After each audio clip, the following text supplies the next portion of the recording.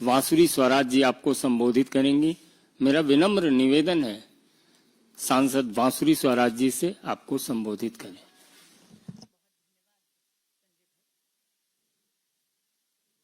बहुत धन्यवाद संजय भाई। आदरणीय संजय मोयुक जी और यहाँ उपस्थित मीडिया के सभी बंधुगण, आज शराब घोटाले के किंग पिन माननीय दिल्ली के मुख्यमंत्री अरविंद केजरीवाल जी को सुप्रीम कोर्ट ने बेल दी है। ये बेल इसलिए दी गई क्योंकि कोर्ट ने पाया कि ट्रायल में डिले हो सकती है। लेकिन अगर आप देखेंगे तो आज आम आदमी पार्टी के वर्कर्स और आम आदमी पार्टी के नेता भ्रष्टाचार का जश्न मना रहे हैं। आपके माध्यम से कुछ बातें हैं जिनको लेकर आम आदमी पार्टी जनता को और मीडिया को भ्रमित कर रही है, इसलिए आपके माध्यम से इन बातों का स्पष्टीकरण यहां पर बैठकर जरूर करना चाहूंगी। सबसे पहले, अगर आप सुप्रीम कोर्ट का ऑर्डर देखेंगे तो आप ये पाएंगे कि एक बार फिर honourable supreme court of India ने ये पाया है कि माननीय मुख्यमंत्री अरविंद केजरीवाल जी की अरेस्ट लीगल है, यानी वैध है। आपको ध्यान होगा अरविंद केजरीवाल जी ने जो अर्जी लगाई थी ऑनरेबल सुप्रीम कोर्ट के सामने, उसमें दो मांगे थी। पहली ये कि उनकी अरेस्ट लीगल है या इलीगल है, इस पे एडजुडिकेट हो। दूसरी मांग उनकी थी बेल की। इसलिए यहां पर मैं स्पष्ट करना चाहूंगी कि ये तीसरी चौथी बार है जब इस देश की कचहरियों ने ये पाया है कि माननीय मुख्यमंत्री अरविंद केजरीवाल की अरेस्ट लीगल है। ट्रायल कोर्ट, हाई कोर्ट और सुप्रीम कोर्ट ने पहले ईडी के केस में भी ये पाया था और पुनः आज सीबीआई के केस में भी उन्होंने पाया है। और मैं कोट करती हूं पैराग्राफ 36 से, the appellant's arrest does not suffer with any procedural infirmity, यानी उनकी अरेस्ट लीगल हुए। इसका क्या अर्थ है? इसका अर्थ यह है कि जांच एजेंसियों के पास पुख्ता सबूत थे, सफिशिएंट मटेरियल था, काफी सारे तथ्य थे जिसके कारण ये पाया गया कि अरविंद केजरीवाल जी को अरेस्ट करना जायज है। इसका सीधा अर्थ यह भी होता है कि न केवल अरविंद केजरीवाल जी शराब घोटाले के किंग पिन हैं, बल्कि सर से लेकर पांव तक शराब घोटाले में लिप्त हैं। क्योंकि कचहरियों ने बार बार ये पाया है। आपने देखा होगा आज की कंडीशंस, पैराग्राफ 47 उसका पॉइंट डी उठाकर देख लीजिएगा।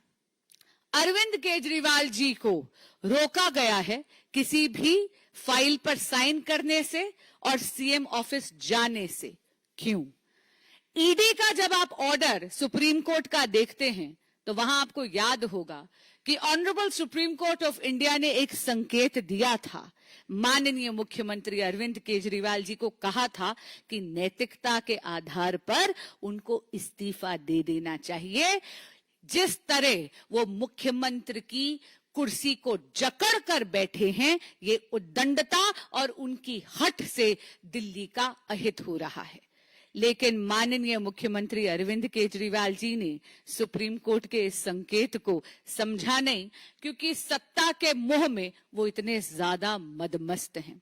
और इसीलिए एक बार फिर सुप्रीम कोर्ट ने आज चाहे बेल दी हुई, लेकिन क्योंकि उन्होंने ये पाया है कि अरविंद केजरीवाल जी लिप्त हैं इस शराब घोटाले में, इसीलिए उनको ना तो सीएम के ऑफिस जाने के योग्य समझा गया है, ना किसी फाइल पे साइन करने के योग्य समझा गया है। यानी माननीय मुख्यमंत्री अरविंद केजरीवाल जी एक बेपरवाह सरकार के एक लापरवाह मुख्यमंत्री हैं। धन्यवाद।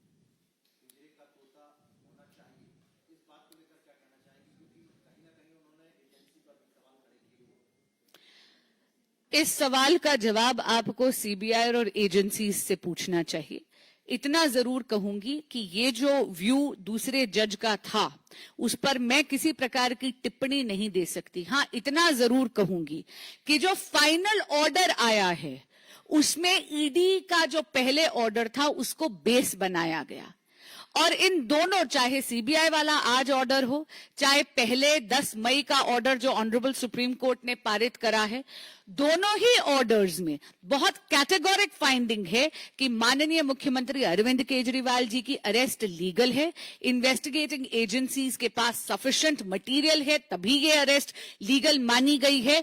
और इसके चलते माननीय मुख्यमंत्री अरविंद केजरीवाल जी को इस योग्य नहीं समझा गया है कि या तो वो सीएम ऑफिस जाएं या वो किसी भी प्रकार की फाइल पे साइन करे, क्योंकि वो सर से पांव तक शराब घोटाले के भ्रष्टाचार में डूबे हुए हैं। धन्यवाद। Aishwarya Paliwal, India today.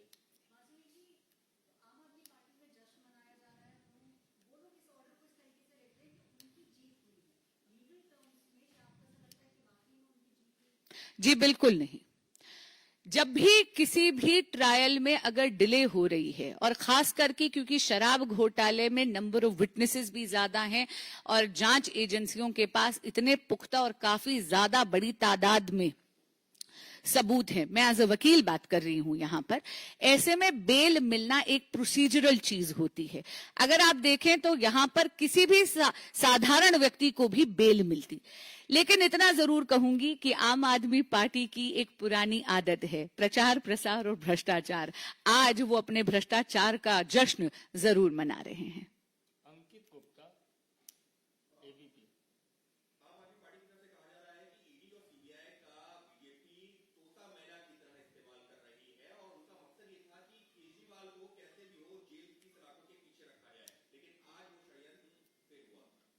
आम आदमी पार्टी की एक बड़ी पुरानी आदत है, वो जो उनका मन चाहते हैं वैसा अजीब सा दुराभासी बयान जरूर देते हैं। मैं ये उनको याद कराना चाहूंगी कि ईडी और सीबीआई इंडिपेंडेंट इन्वेस्टिगेटिंग एजेंसीज हैं जो केवल अपना काम कर रहे हैं।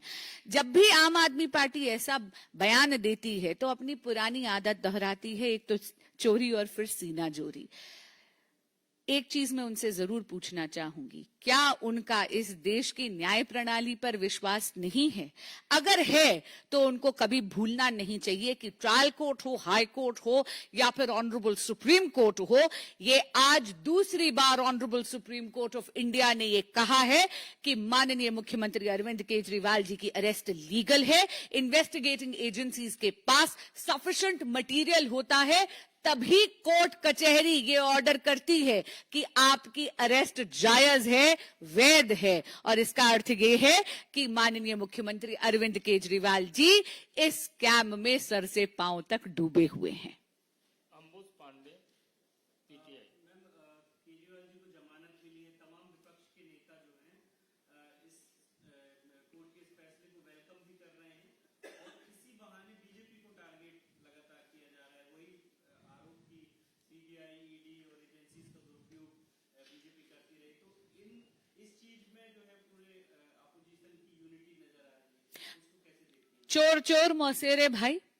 और इतना मैं आपको जरूर कहूंगी, इंडी अलायंस की ये पुरानी आदत है, वो भ्रष्टाचारी और बलात्कारी दोनों लोगों को बचाने का पूरा पूरा प्रयास करते हैं।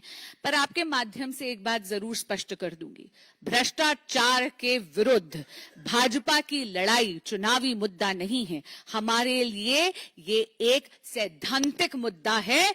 और जैसा हमारे यशस्वी प्रधानमंत्री नरेंद्र मोदी जी ने कहा है, न खाऊंगा न खाने दूंगा, भ्रष्टाचार के खिलाफ भारत की जनता के हित में भाजपा की लड़ाई जारी रहेगी।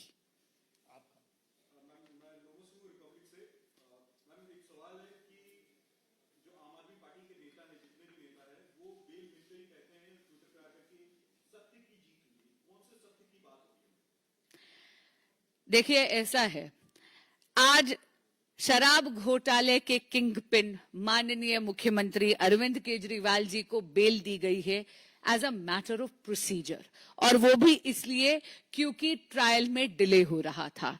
आम आदमी पार्टी जब सत्यमेव जयते लिखती है ट्विटर पे तो ये बहुत दुर्भाग्यपूर्ण बात है। मैं खुद एक वकील हूं।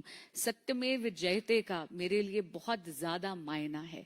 सत्यमेव जयते का इस तरह मखौल उनको नहीं उड़ाना चाहिए। वो शायद भूल रहे हैं, जैसे मैंने कहा, paragraph 36 of the order passed today by the Honorable Supreme Court of India says कि माननीय मुख्यमंत्री अरविंद केजरीवाल जी की अरेस्ट लीगल है। ये तीसरी या चौथी बार इस देश की कचहरियों ने पाया है कि इन्वेस्टिगेटिंग एजेंसीज के पास इतने पुख्ता सबूत हैं कि वाकई में अरविंद केजरीवाल जी शराब घोटाले में किंग पिन हैं और इसीलिए उनकी अरेस्ट को लीगल पाते हुए उन्हें इस योग्य नहीं समझा गया कि वो मुख्यमंत्री का कार्यभार संभाल सके। ना उनको मुख्यमंत्री के कार्यालय जाने की अनुमति है, ना उन्हें किसी फाइल पे साइन करने की अनुमति है। तो बताइए किस प्रकार का सत्यमेव जयते। विनीत टीवी 18। मैम, आप लोग एलजी के पास गई थी क्योंकि अरविंद केजरीवाल जेल में थे और काम नहीं कर पा रहे थे। अब वो जेल से बाहर आ गए हैं, लेकिन वो कार्यालय नहीं जा सकते हैं, अपने फाइल पे साइन नहीं कर सकते हैं। तो क्या आप फिर से उनकी बर्खास्तगी की और या इस्तीफे की मांग करेंगे? हम माननीय उपराज्यपाल जी के पास इसलिए नहीं गए थे क्योंकि माननीय मुख्यमंत्री अरविंद केजरीवाल जी जेल में थे और इसलिए काम नहीं कर पा रहे थे। हम माननीय उपराज्यपाल जी के पास इसलिए गए थे क्योंकि यहाँ पर एक दशक से माननीय मुख्यमंत्री अरविंद केजरीवाल जी मुख्यमंत्री पद पर आसीन हैं और 177 दिन ही वो जेल में थे। उससे पहले तो वो आजाद घूम रहे थे, लेकिन दिल्ली में उन्होंने कोई काम नहीं करा। आप यहाँ पर देख लीजिए, जरा सी बारिश हो जाती है तो दिल्ली जल भराव के कारण डूब जाती है। गर्मी आती है तो दिल्ली बूंद बूंद के लिए तरसती है। अभी आगे सर्दी आएगी तो दिल्ली फिर प्रदूषण में लिप्त हो जाएगी। एक दशक से यहाँ पर शासन भोगा पर दिल्ली की जनता के लिए कोई काम नहीं करा। पूरा का पूरा दिल्ली का इंफ्रास्ट्रक्चर जर्जरा रहा है माननीय मुख्यमंत्री अरविंद केजरीवाल जी की भ्रष्ट सरकार के कारण। इसलिए जाकर हम 7 एमपीज को दरखास्त करनी पड़ी थी माननीय उपराज्यपाल जी को। अमर उजाला से।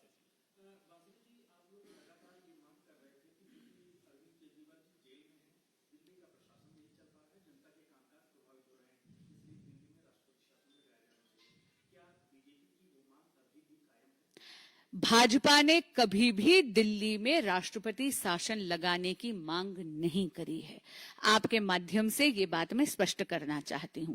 लेकिन ये बात बिल्कुल सच है कि माननीय मुख्यमंत्री अरविंद केजरीवाल जी के जो सत्ता का मोह है, जिसके कारण वो सीएम की कुर्सी को जकड़ कर बैठे हैं, इसके कारण उन्होंने दिल्ली के बाशिंदों के अहित में यहां पर एक संवैधानिक क्राइसिस यानी एक कॉन्स्टिट्यूशनल क्राइसिस जरूर उत्पन्न कर रखा है। और कोई प्रश्न? बहुत बहुत धन्यवाद।